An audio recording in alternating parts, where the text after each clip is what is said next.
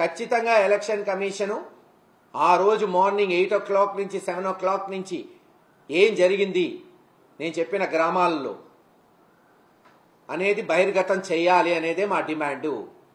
అలాగే సరే ఈవీఎంలు తెలుగుదేశం వాళ్ళు ఎరగొట్టుంటే తీయండి, ఆ వీడియోలు కూడా చూపెట్టండి, ప్రజలకు నిజాలు తెలియాలి. బయట జరిగిన ఇన్సిడెంట్స్ మీద కూడా ఎంక్వైరీ జరగాలి, కేవలం లోపల జరిగిన ఇన్సిడెంట్స్ మీదే కాదు. ఎందుకంటే అధికారులందరూ ఎలక్షన్ కమిషన్ కిందకు వచ్చారు కాబట్టి, ఇదే ప్రభుత్వం కింద ఉన్న అధికారులు కాదు, మీరు నియమించిన అధికారులు, మీ కింద ఉన్న అధికారులు. ఖచ్చితంగా వీటన్నిటి మీద మీరు సిట్ వేయటమే కాకుండా త్వరగా దర్యాప్తు చేసి వాళ్ళ మీద కూడా కఠినంగా వ్యవహరించవలసిందిగా కోరుకుంటున్నాం. ముందుగానే ఖచ్చితంగా ఇక్కడ ఎక్కువ ఫోర్స్ పెట్టాలి అని పదే పదే పిఆర్టీ చెప్పిన ఒక వీడియోలో పోలీసులు కనపడలేదు. అదే చెప్తున్నాం, ఇప్పుడు హైకోర్టుకు పోయి ఆర్డర్ తీసుకొచ్చాం. నేను 10 సార్లు ఎలక్షన్ కమిషన్ చెప్పాను, అప్పుడున్న ఎస్పీకి పెట్టాను పిటిషన్. కొత్తగనేస్పాడులో మీరు పారామిలిటరీ పెట్టండి, గొడవలు జరుగుతాయని పెట్టాడా? నా పిటిషన్ ఆయన దగ్గర ఉంది, ఎలక్షన్ కమిషన్ దగ్గర ఉంది. ఎందుకు పెట్టలేదు ఎస్పీ? ఆ దాంట్లో ఐజీ గారు ఎందుకు వ్యవహరించలేదు? ప్రతి చిన్నదానికి ఐజీ గారు మాట్లాడుతున్నారు కదా సిఐలు ఎస్ఐలతో.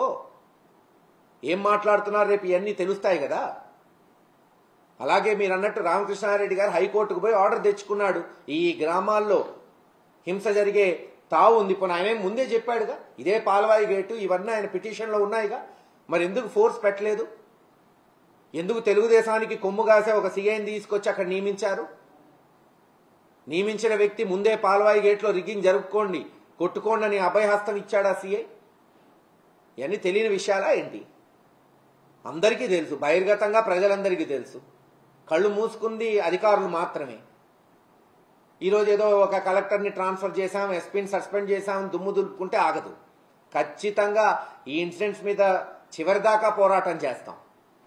మళ్ళీ న్యాయం జరిగే వరకు పోరాటం చేస్తాం. ఎవరెవరు అధికారులు దీని మీద ఉన్నారో కూడా తేల్చాలా. హైకోర్టు ఒక ఆర్డర్ ఇచ్చి అక్కడ పోలీస్ ప్రొటెక్షన్ పెట్టమంటే ఎందుకు పెట్టలేదు? మీరు అన్నది వ్యాలిడ్ పెట్టాలి కదా. పెట్టుంటే ఈరోజు ఇది జరిగేది కాదు. అసలు ఏజెంట్లను లాగేవాళ్ళు కాదేమో, ఏజెంట్లను కొట్టేవాళ్ళు కాదేమో, ఈవీఎం పగిలేది కాదేమో. గతంలో పగలలేదే, గతంలో ఎప్పుడూ జరగలేదే. ఇదే రామకృష్ణారెడ్డి గారు అక్కడ ఇది 5వ సారి పోటీ చేస్తున్నాడు, 4 సార్లు పోటీ చేశాడు. ఏ రోజు కూడా ఒక ఈవీఎం పగలగొట్టినట్టు, పోలింగ్ రోజు హింస చేసినట్టు లేదే. ఈరోజు ఎందుకు అక్కడికి పోవాల్సి వచ్చింది? సరే చేశాడా చేయలేదా నిలకడలో తెలుస్తుంది, కోర్టులో పోరాటం చేస్తాం. బట్ అసలు ఆ ఘటన వచ్చే అవకాశం ఎందుకు వచ్చింది? ఏజెంట్లను ఎందుకు లాగాలి? ప్రొటెక్షన్ ఇవ్వాల్సింది ఎవరు? పోలీసులు కాదా? యంత్రాంగం కాదా?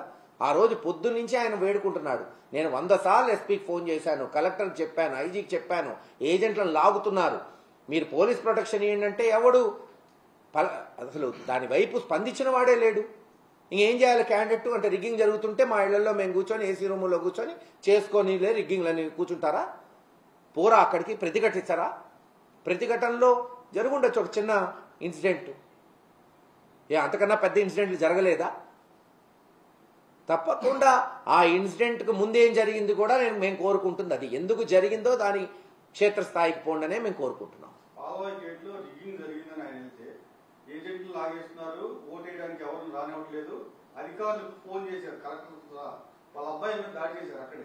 అవును, అట్లాంటి పరిస్థితుల్లో ఏం చేయాలి ఒక అభ్యర్థి? ఎమ్మెల్యే సెక్యూరిటీ ఉన్న ఎమ్మెల్యే కార్ల మీద దాడి చేస్తున్న వీడియోలు కూడా ఉన్నాయి.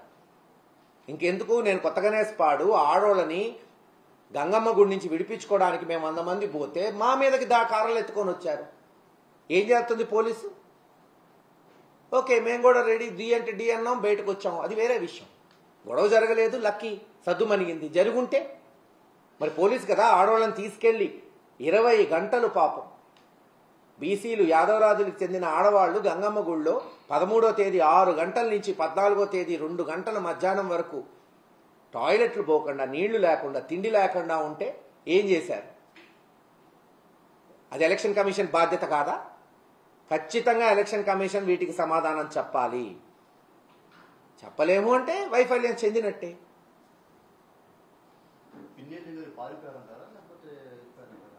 మీకే తెలుస్తుంది కదా, కొంచెం ఓపిక పట్టండి.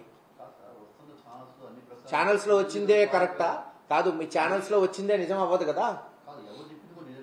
మరి let us wait and see.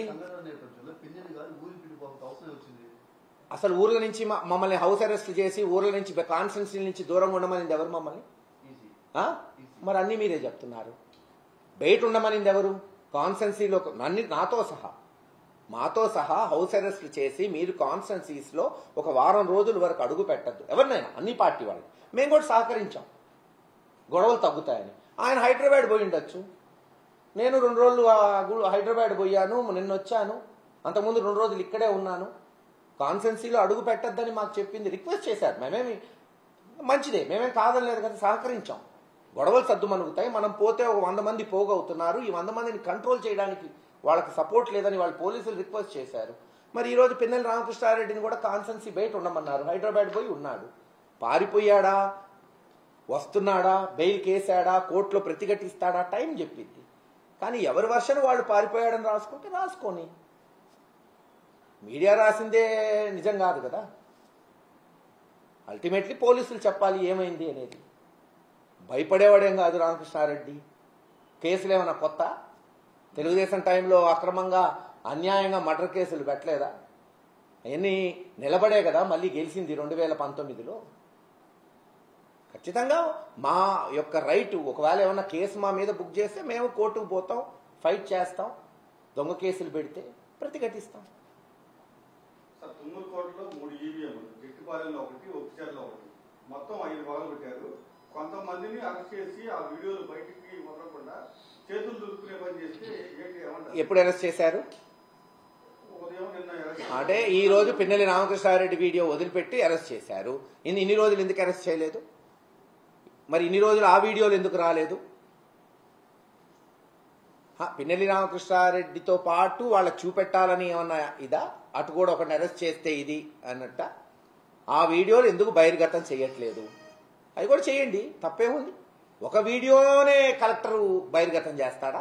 Collector చేసుంటే నా తెలియదు ఎవరు చేశారు. ఈ వీడియో ఎలా బయటకు వచ్చింది? ఎలక్షన్ కమిషన్ ఇవ్వందే బయటకి రాదు.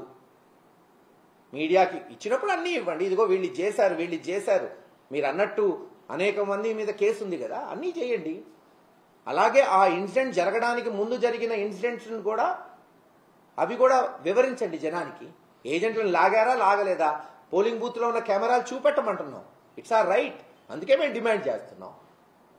యాజ్ అ ప్రిన్సిపల్ పెద్ద అపోజిషన్ పార్టీ వాళ్ళు అడగచ్చు, యాజ్ అ రూలింగ్ పార్టీ మేము కూడా అడుగుతున్నాం ఈ రోజున. ఆర్ వీఆర్ క్యాండిడేట్స్ నా, రూలింగ్ లేదు అపోజిషన్ లేదు, మేము క్యాండిడేట్లకు చూపెట్టాలి కదా. సో ఖచ్చితంగా ఎలక్షన్ కమిషన్ అన్ని వీడియోలు బహిర్గతం చేయాలి. మేము చెప్పిన గ్రామాల్లో రిగ్గింగ్ జరిగిందని మేము ఆరోపిస్తున్నాం, జరగలేదని ప్రూవ్ చేయండి. 7 గంటల నుంచి 4 గంటల వరకు 5 గంటల వరకు ఏం జరిగిందో అది చూపెట్టమంటున్నాం, అంతే మా డిమాండ్.